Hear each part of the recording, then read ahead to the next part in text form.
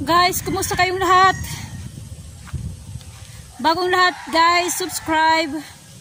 Saka pwede nyo i-share yung aking video. Yung mga bago pa lang dyan ngayon, yung nagbubukas pa lang sa akin na hindi pa nakasubscribe, please subscribe muna.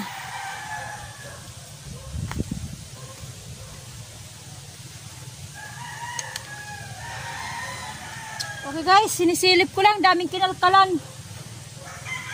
May manok ulit na nagkakalkal. Mayroon ulit manok. Manok at saka tuta. Nagkakalkal ngayon, oh. Ito, oh.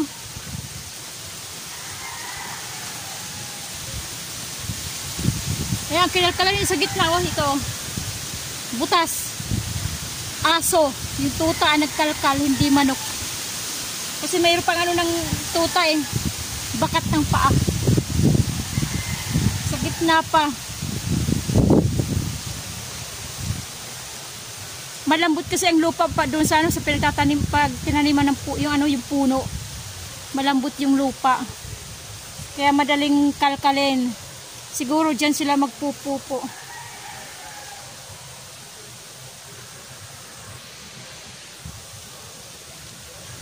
Bunot-bunot tayo guys ng ano ng damo. Kahit kunti lang, paunti-unti na bunot. Pag may nakita akong damo na bubunutin ko para hindi siya dumami.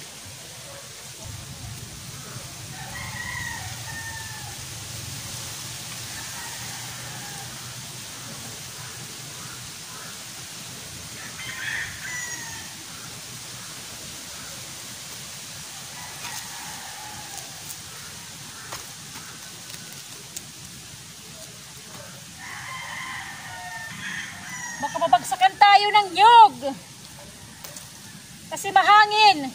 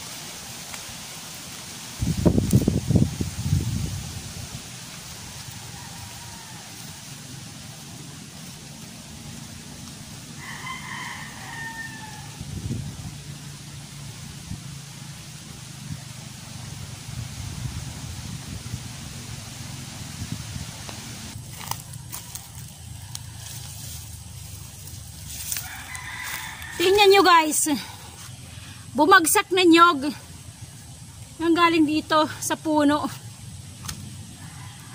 Ang haba na, oh. May dahon na. Bago pa lang yung kanyang natanggalan. Yan dito, oh, bago pa lang natanggalan. Ibig sabihin yan, galing sa taas. Yan, galing dyan, oh, yan. Yan, galing dyan.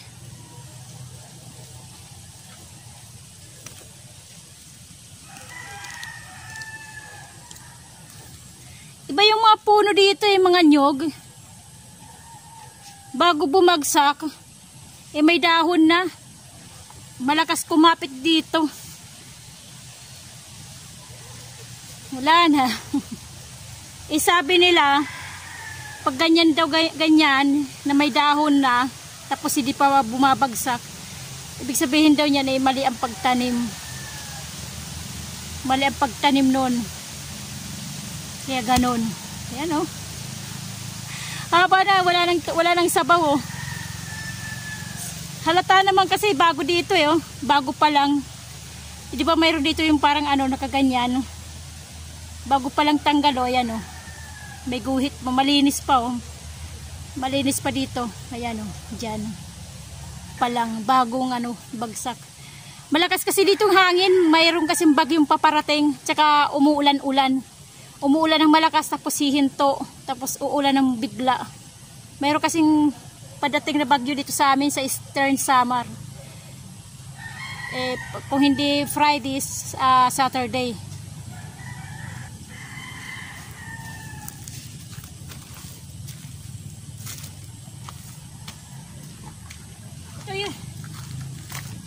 Ito yun, magkakasama to. Dalawa kasi.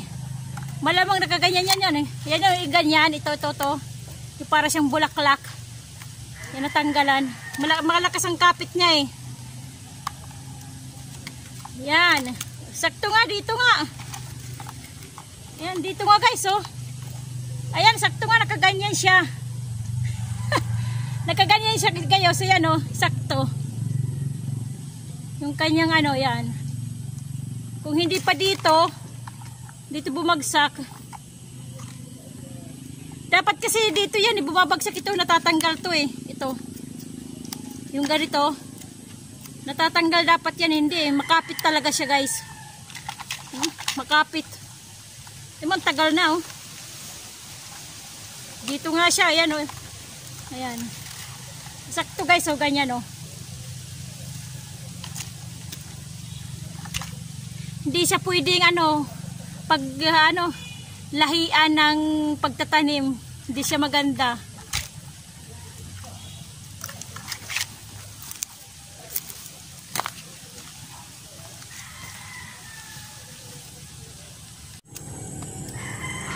Nilagyan ko siya ng ano, ng tag nun, 14-14 fertilizer. Yan, itong aking ano, itong aking ampalaya. Nilagyan ko siya guys. Hindi ko na pinakita. Tsaka ito rin aking talong. Meron ako ditong 4 na puno na talong. Yan o. 4. Yan, 4. Nilagyan ko rin ng fertilizer kasi nga yung 14-14 ko doon natutunaw na. Nabasa. Kaya nilagay ko na lang. Malit lang eh. Malit na puno ito, may bunga na oh. May bunga na siya yan. Ano to? Kaya ganyan ang itsura kasi kinakalkal eh. Hindi lumalaki. Nakalkal ng ano, ng tuta at saka yung may manok. Sa kanila pala yung manok na yon. Kala ko sa iba. Pero yung ano ibang kulay doon sa kabila, yun, kinulong na yung sa kanila. Yung ibang kulay, sa kanya din pala yun, yung may-ari ng may tuta.